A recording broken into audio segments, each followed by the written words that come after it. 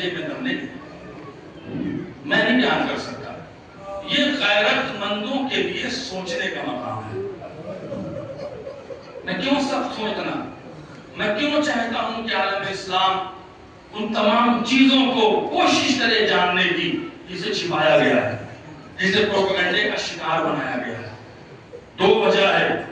ایک چھٹے امام کی وہ حدیث ہے کہ اگر کسی کے دل میں رائی کے برابر بھی میرے جدہ فاطمہ کے قاتلوں کی طرف سے محبت ہے، ہمدردی ہے، اسے جنت میں جانے نہیں دیں گے. دوسرا، سلمان فارسی سے عجیب روایت ہے. سلمان فارسی کہتے ہیں کہ بی بی کی شہادت کے بعد مولا کائنات حسین کو اکیلے نہیں جانے دیتے تھے. جب سوچو گے تو رو گے. یہ شب ہے رول و عزیزو، موقع اگلے ساتھ ملے گا تو ملے گا. چونکہ زہرا پہ گریہ کرنا ہے، اس ذات پہ گریہ کرنا ہے کہ جو عجیب و غریب سچویشن میں دنیا سے گئی ہے. کتنا اثر تھا ان کے بچوں پر، کتنا اثر تھا حسنین اور جناب زینب پر.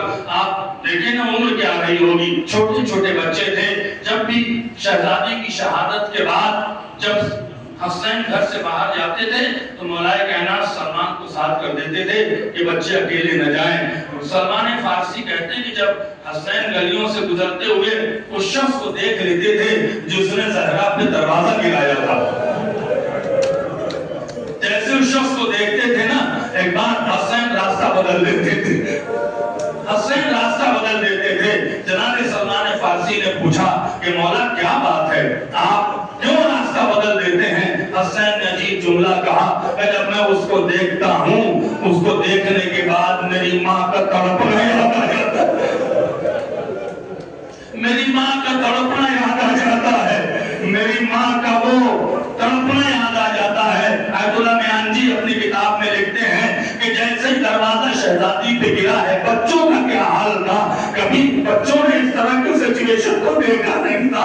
جس در پہ رسول سلام کر رہے تھے، جس در پہ آیت آ رہی تھی، اس در کو جب گرایا گیا اور جناب زینب نے دیکھا میرا بابا بیٹھا ہوا ہے، دوڑی دوڑی آئی. بچی تھی، باپ کی گردن میں ہاتھ ڈال کے کہا بابا میری ماں کو بچا دو. بابا میری ماں کو بچا لو. روایت کہتی ہے کہ جب تک حضرت علی گھر میں رہتے تھے شہزادی اپنے درد کو بیان نہیں کرتی تھی. شہزادی اپنے درد کو بیان نہیں کرتی تھی. اللہ اکبر. جیسے مولا کائنات کبھی مسجد میں جاتے تھے، کبھی گھر سے باہر جاتے تھے تو ایک بار دروازے پر ام سلمہ کو کھڑا کرتی تھی اور کہتی تھی فضا پہلو میں بہت درد ہے، فضا پہلو میں بہت درد ہے. ایک سننا تھا کہ فضا نے کہا آپ علی سے کیوں نہیں کہتی ہے؟ کہا علی میرا بہت پریشان ہے، اگر میں نے اپنا درد بتا دیا علی سے برداشت نہ ہوگا. یہاں تک کہ آہستہ آہستہ اس زخم میں، یہ صرف پہلو کا زخم نہیں تھا، ارے زخم وہ بھی تھا کہ جب فدق کے مبارزے پر خطبہ فدق دے کر دربار سے زہرا واپس آئی ہے اور مولا کائنات کو دیکھا تو روتے روتے کہا علی میں اتنی دیر دربار میں کھڑی نہیں، کسی نے مجھے بیٹھنے کو نہیں کہا، کسی نے مجھے بیٹھنے کو نہیں کہا. زہرا پہ صرف زخم پہلو کا نہیں تھا. زہرا 11 دن تک مدینے کے لوگ کے گھر میں گئی اور کہا علی کی حمایت کرو، قرآن کی حمایت کرو. کسی نے جواب نہ دیا تو پلٹ کے کہا زہرا کو تیسرا درد کہاں ہوا تھا؟ کہ علی سنا ہے مدینے میں لوگ تمہیں سلام نہیں کرتے. یہ زہرا کے لیے کتنا دردناک منظر تھا کہ جس نے اسلام کو معراج پہنچایا، جس نے قرآن کی حفاظت کیا، اسی کو مدینے میں سلام نہیں کیا جا رہا ہے. ان تمام تکلیفوں کی بنا پر زہرا آہستہ آہستہ کمزور ہو گئی.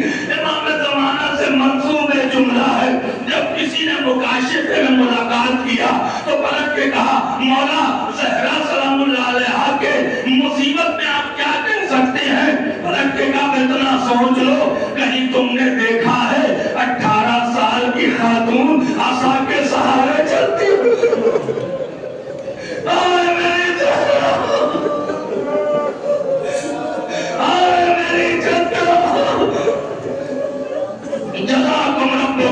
यहाँ तक कि आहिस्ता आहिस्ता शहजादी की तबीयत खराब होती गई। वो दिन आया, शायद जो 2 जमात या 3 जमात सानी था। अब जो फिजा ने देखा तो बीवी ने जल्दी जल्दी कहा, फिजा लाओ, आज मैं अपने बच्चों के लिए अपने हाथ से खाना बनाती हूँ। शायद मेरा दिल कहता है, शायद बीवी ने सोचा हो अब बच्चों को माँ के हाथ का खाना नसीब न होगा, अब बच्चों को माँ के हाथ का खाना नसीब न होगा। शायद ये सोच कर लक्ष्मी ज़हरा ने अपने हाथों से बच्चों के लिए रोटियां बनाई।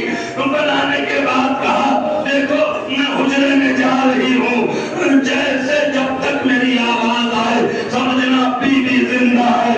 आवाज आना बंद हो जाए, मेरी शहादत की खबर मेरे बच्चों को आने के बाद मत देना। पहले उन्हें